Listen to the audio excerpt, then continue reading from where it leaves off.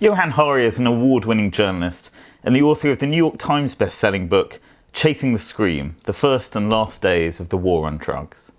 His new book, Lost Connections, Uncovering the Real Causes of Depression and the Unexpected Solutions, challenges many of the myths surrounding mental health. Johann, good to see you. Thanks for speaking to Open Democracy. Great to be with you again. You write here that you grew up, like me, in the age of Prozac. And there's a very interesting line. You say that the dominant idea at that time was that everything was all in the head. Either that you were imagining depression or anxiety, or that there was a chemical malfunction, that the brain was like a machine, it wasn't working, and that drugs, Prozac, would be able to correct that. Why are you so keen to challenge that? There were really two mysteries that were troubling me, that were really going around in my head that I wanted to solve, and I actually put it off a long time. It's a sign of how resistant I was to looking at this, that I actually found it easier to go and meet hitmen for the Mexican drug cartels and spend time with them for my previous book than to delve into the story. Because if you're delving into the story about your pain, that's something you approach with great caution. And so, like you say, when I was a teenager, I'd gone to my doctor and I'd said, I feel like I have this pain leaking out of me. I don't understand why. And my doctor told me a story, height of the age of Prozac, story that was being told to loads of people watching this. It's still being told to people every day, which was, there's this chemical called serotonin. It makes people feel good. You're clearly lacking it. That's why you feel like this. And these drugs will boost it and then you'll feel back to normal. And I felt a tremendous sense of relief when I was told that story. And I did, in fact, start taking the drugs. And I remember feeling a tremendous sense of relief for several months and feeling a lot better. And then this sense of pain starting to kind of bleed back through. So I went back to the doctor. The doctor said, clearly we haven't given you a high enough dose. We'll give you a higher one. Felt better again for a brief period. Then the kind of sense of pain came back. And I was locked in that kind of pattern until I was taking the maximum dose, which I did with a few short breaks for 13 years. And the first mystery for me was, well, why am I still depressed, right? I'm doing everything, according to this story, I'm doing everything that I should be doing, and yet the pain is still there. The second mystery was, why are there so many other people like me? Like I remember when I was a kid and some of the people in my family had taken some psychiatric meds. That was very unusual, right? I didn't see other kids' families doing that. And a funny thing happened as I got older, which is the whole of Western civilization caught up with my family. Today, 1 in 5 Americans is taking a psychiatric drug at any given time. In Britain, 1 in 11 people is taking an antidepressant at any given time. We're near the top of the international league tables. Even people who aren't taking them, you are in fact ingesting them because they're in the water supply, because so many of us take them and urinate them out. So the second mystery to me was, why are so many other people depressed? And it seems that every time I thought about it, I would tentatively think, well, look, it can't be that just everyone is having some spontaneous chemical imbalance in their brains all at the same time. There must be something else going on here. And yet at the same time, we're so deep in this story that it's hard to see beyond it. So I ended up, for Lost Connections, I ended up going on this very long journey over 40,000 miles. I wanted to talk to the world's leading scientists about this. And I wanted to talk to people who had radically different perspectives, from an Amish village in Indiana where there's extremely low depression to, a Berlin housing project where people have found this extraordinary way to overcome depression, to a city in Brazil that had banned advertising to see if it made people feel better, to, a lab in Baltimore where they're giving people psychedelics to see if it helped with these problems. And I guess the thing that I learned is that the story we've been told about depression is not true. There's a very different story that leads to very different solutions, very different, what I would call real antidepressants. There's a very intriguing anecdote at the beginning of the book in Vietnam that I'm not going to spoil for any future readers. It's quite graphic, but you say you become very ill and a doctor tells you a line that runs throughout the book. You need your nausea, it is a message, it will tell you what's wrong with you. How do you think that our culture has been willing to take on the story of chemical imbalance to repress other elements that people feel anxious or are rightly critical about? Well, the story about depression is mainly caused by chemical imbalance. Firstly, it's just not true. This is one of the things that most shocked me. You go and talk to scientists. Dr. David Healy, who's one of the leading British scientists who writes about this, said to me, you can't even say that story has been discredited because it was never credited. There was never a time when half of the scientists in the field thought it. It's essentially a kind of propaganda story that was ginned up by the drug companies. Not everything I disagree with is just propaganda from the drug companies, but that was, Professor Andrew Scull at Princeton says, I think the phrase he uses is, He's written, it's deeply misleading and unscientific to say low serotonin causes depression. So this story I was told is just not true. And I think there are many dangers of the chemical imbalance story. So the first thing is, it has led us to solutions which are not working for the vast majority of people. Between 65 and 80% of people taking antidepressants are depressed again within a year. So this is not about saying anything should be taken off the menu. It's not about attacking chemical antidepressants, but this should never be the only thing we offer on the menu, because it doesn't work for most people, right? It leaves most people depressed. We need to have a different kind of conversation. But to me, the biggest problem with and it took me a long time to see this, biggest problem with the chemical imbalance story is it says to everyone who's depressed and anxious, you're a machine with a broken part. Whereas actually, the truth is, we're human beings with unmet needs. When I looked at, there are real biological factors that can make you more sensitive to those needs. But when I looked at the evidence, and in the book I give these 9 proven causes of depression and anxiety, 7 of which are in the way we live. One of the things that most struck me is there was this thing that we've been told this is a problem in our skulls. It's largely a problem in specific aspects of the way we live. And one of the things that really struck me is there was something that kind of connected these different causes of depression and anxiety, which is, the best way to explain it is, everyone knows that human beings have, physical needs, right? We need shelter, we need warmth, we need food, and so on. There's very strong evidence that we all have psychological needs. There's things we need to be psychologically healthy human beings. We need to feel we belong. We need to feel we're valued. We need to feel we have meaning and purpose in our lives. There's a whole range of them. And there's very good evidence that our culture, which is very good at many things, is decreasingly good at meeting people's underlying psychological needs. And this is why we're showing this distress. Certainly my doctor made me feel, and I know lots of other people feel like this, that this depression and anxiety is a pathology in the individual. Actually, these are meaningful signals that our culture has gone wrong. Now, we all know that. I was thinking about this by analogy the other day. As you know, I spend a lot of my time in the US, and one thing that never fails to shock me in the US is the ubiquity among perfectly sane people of indigestion tablets, right? Whereas any European, if you try to explain to a French person what an indigestion tablet is, they're just completely about, because they just go, what? But indigestion is a signal from your body that you're eating too fast and that you need to slow down, right? It's actually a very wise, evolved process because, of course, eating too much makes you sick. In a similar way, depression is a necessary signal that something has gone wrong with the way we're living, right? Now, that doesn't mean it's a good feeling, and I'm not a stoic. It doesn't mean I'm saying, well, therefore we need to learn to bear it, any more than I think we need to learn to bear indigestion. It's a signal that something needs to change. 87% of people are dissatisfied with their work environment, and that they spend large periods of their life in that environment, and that it would be strange were that not to take a toll on their mental health. Can you just tell us a little more about the importance of meaningful work? The Gallup poll is actually even worse than you said. So it was the most detailed study that's ever been done of how people feel about their work. And what it found is 13% of people like their work, enjoy it, get energy from it, kind of our relationship to our work. I think it was 63% are what they called sleepwalking through work. So they don't like it, but they don't hate it. And 24% hate their work, fear it, despise it, loathe it. To the point of, that was the other thing that was interesting, to the point of being willing to sabotage their work and their co-workers. Yeah. Which is a quarter of the population. I mean, it's a staggering, in the crude sort of economic man, civil servant calculation, you would think that they would say, this is unproductive for the economy. Well, you are almost twice as likely to hate your job as like your job in our culture. And this, as you say, is the thing we do most of the time, right? The average British person answers the first email at 7:43 a.m. and leaves work at 7:15 p.m. So we're talking about this is the thing that dominates our lives, and most people at best don't want to be there, right? So I started thinking, well, could there be some connection between this and depression and anxiety, the epidemic of depression and anxiety? And I discovered there's an incredible guy who's done really the most important research on this, an extraordinary Australian social scientist called Michael Marmot. In the 70s did research on this. He actually stumbled into it kind of by accident. So what he wanted to figure out was, who in an organisation is most likely to have a stress-related heart attack? And is it the big boss at the top? Is it someone in the middle? Is it the people at the bottom, in inverted commas? And when he started doing this, people said, why are you even bothering to research? Obviously, the guy at the top is most likely to have a heart attack. He's, got the most responsibility. He's carrying the most load on his shoulders and so on.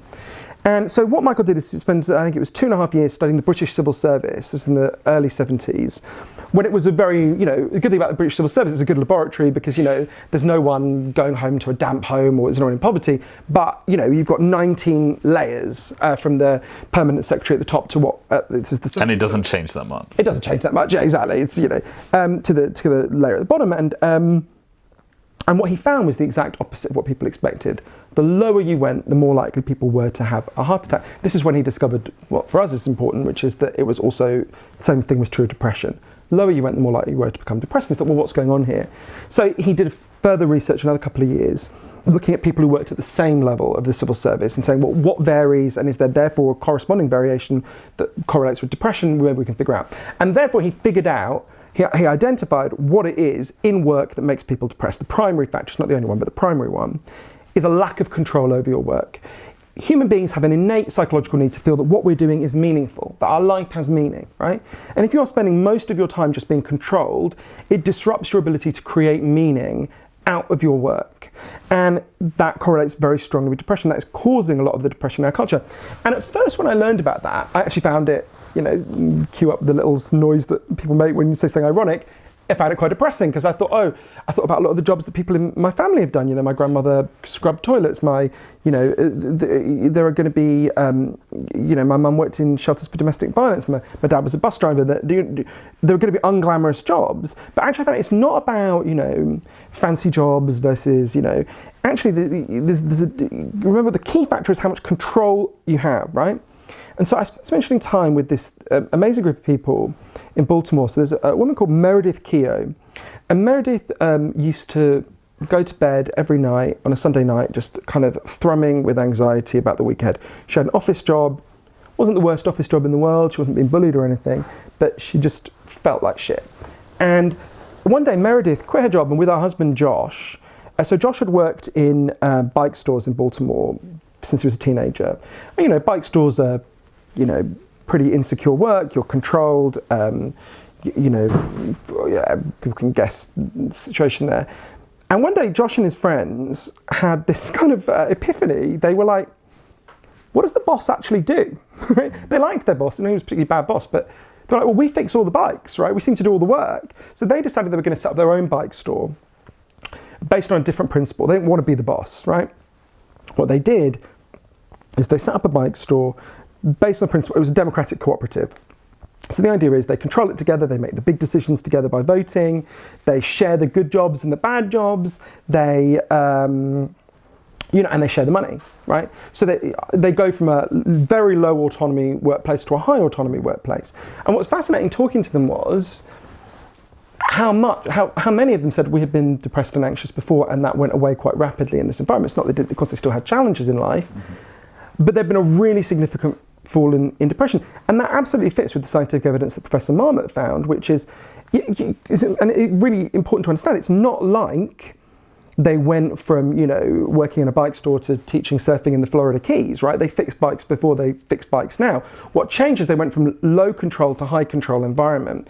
And as Josh says, Josh, who runs, it's called Baltimore Bicycle Works, a very thriving business. As Josh says, there's no reason any business should be run this way. Imagine how differently people in Britain would feel about their work if tomorrow you knew that you were going into a workplace where you elect your boss and where it's democratically controlled and where you share the profits and you share the risks. And, that's a very different attitude. It makes, this is a slightly pretentious way of putting it, but it makes work more like the participative tribes that we evolved to live in rather than these authoritarian control workplaces. Now, I would say that shift that Josh and Meredith and everyone at Baltimore Bicycle went through is an antidepressant, right? We should expand the concept of an antidepressant to be anything that makes people less depressed and anxious.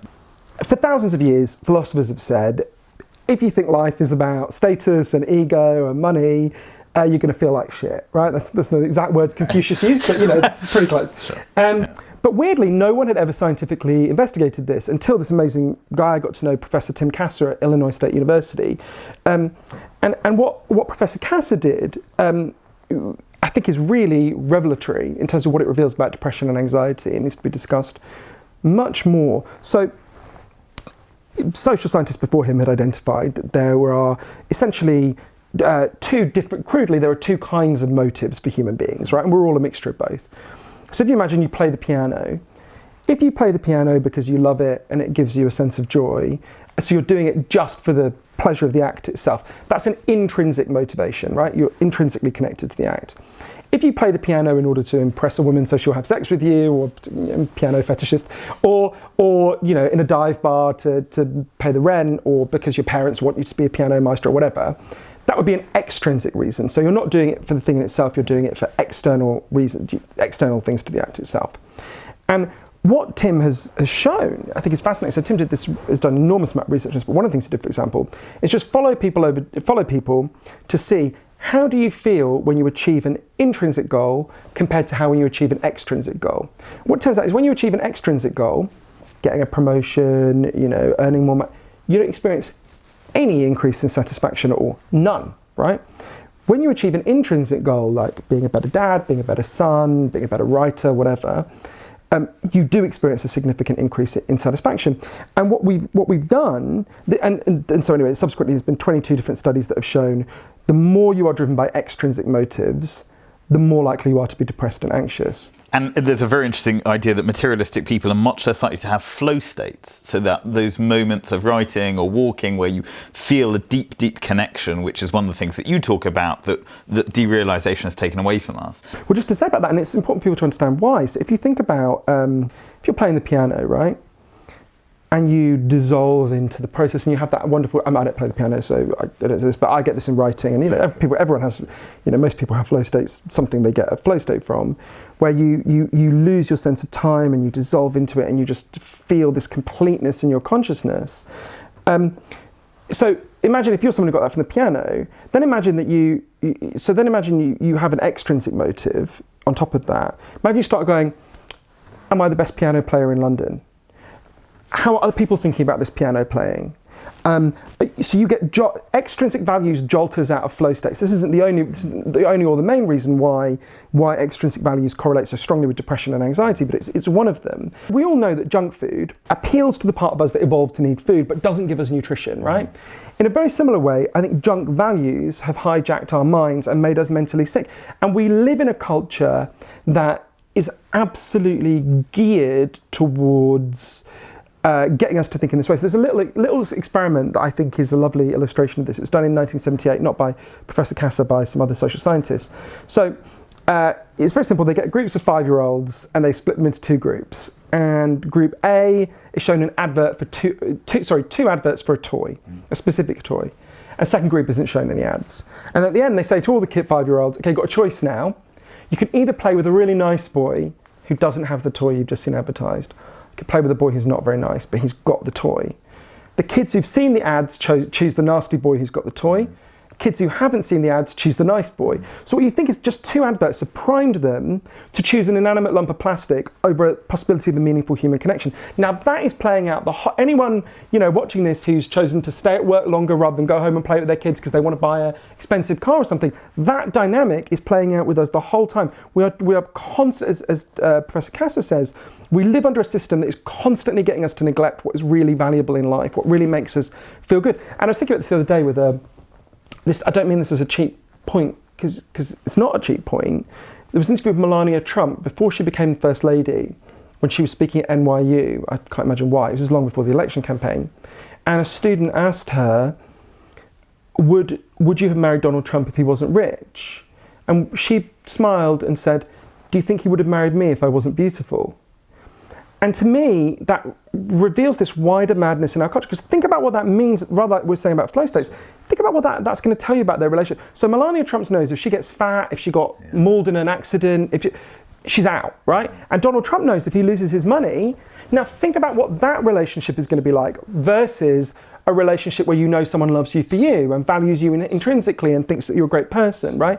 So if you're pushed towards these extrinsic surfaces, I think that's a good illustration of why being pushed towards extrinsic surfaces makes you feel significantly worse. And these junk values are really big drivers of this depression. And the book's called Lost Connections. You've already mentioned social media a bit. I'm very intrigued by this because a lot of people feel they're more connected than ever. Yeah. They can communicate to a massive audience. in a way in which was previously inconceivable, but that social media isn't necessarily part of the solution, it's part of the problem. So the internet arrived in the late 90s. And if you look at a lot of the trends we're talking about, they'd actually really begun significantly before that. They'd really exploded before that. So massive fall in the amount of social connections and close friends people have before the internet. Huge rise in junk values before the internet. Huge rise in disconnection from the natural world before the internet. And what happens is the internet appears and it's like a kind of parody of the thing we've lost, right? It's close enough. I would compare the relationship between social media and social life to the relationship between pornography and sex, right? I'm not against pornography, and if you give pornography to a sex-starved person, they're going to get something out of it, but they're not going to feel the way they feel after they've had sex, right? You don't feel held and valued and sated the way you do after. No one feels like that after they've had a wank, right? It's you don't get anything out of it. I'm not against it, but it's not. And I think in a similar way, I'm not against social media either, but so Hillary said, and this was so interesting, so a disproportionate amount of the people they get there are young men. And they've often become, so some of the patients I met when I was there, were people who become obsessed with multiplayer video games like World of Warcraft. And she said, well, what are these young men getting out of these video games? They're getting precisely the things the culture doesn't give them, right? They're getting a sense of a tribe and a community. They get a sense of status. They get a sense of like rules where they know how they can rise. So they get a sense of adventure. I mean, a lot of these kids, it was an incredible study that found the average British child spends less time outdoors than the average maximum security prisoner, because by law, I think maximum security prisoners have to have whatever it is, an hour and 15 minutes. Most kids don't even get that, right? So you're talking about kids who've been raised as literally worse than prisoners, right? So we've ended up in a culture where we have status updates instead of status, we have Facebook friends instead of friends, we have online connections instead of connections. And Professor John Cacioppo, who's one of the leading experts in the world on loneliness, he's at the University of Chicago, said to me, I thought framed it best, when social media is a way station to connections in the world, then it's a great thing. When it's your final destination on the stop, then you're going to have real problems. And there's all this evidence that's emerged. Dr. Susan Pinko, who I interviewed in Montreal, was very interesting on this, about Facebook depression. And the longer you spend on Facebook, the more likely you are to become depressed. And it's partly what you said right when we started up this question before I gave this monstrously long answer, which is another factor that's going on is it drives you towards extrinsic values. And you speak actually about this phenomenon in the West with homesickness, even at home. Yeah, there's this beautiful Sarah Silverman, the comedian. Yeah. It's very interesting. Sarah Silverman, I really recommend her memoir, Memoirs of a Bedwetter, but also where she describes this childhood, and she said, I don't think she says it in the book, I think she said it in an interview, but with someone else, but she's talking about when she was like 12 or 13, she became really, really depressed. And she's trying to describe what it felt like, and she said to her stepfather, well, it's like when I go to camp and I'm homesick, but I'm at home. And I thought that was such a beautiful, and actually when you understand this different way of thinking about home, and one of the things I think this is very interesting politically, the only people who talk about home in politics are the far right and environmentalists. Obviously I'm on the side of environmentalists, not on the side of the far right, but I think we need to develop a vocabulary for talking about home, right? Think about how, I remember when we talked a lot during the French campaign about when Marine Le Pen would talk about, I think France is our home, and Macron thinks France is a warehouse, right? And there were disastrous moments when actually people seemed to accept that framing, and I was like, no, we need to, if the only people talking about home are the far right, that's going to really help them, right? Human beings have an innate need for a home, a place we belong. Actually, that sense has been really lacking in our culture. That's something we need to really meet. And that's a very good insight on which to end. Thank you very much. Hooray, I enjoyed that, Ben. Thanks very much. Thank you.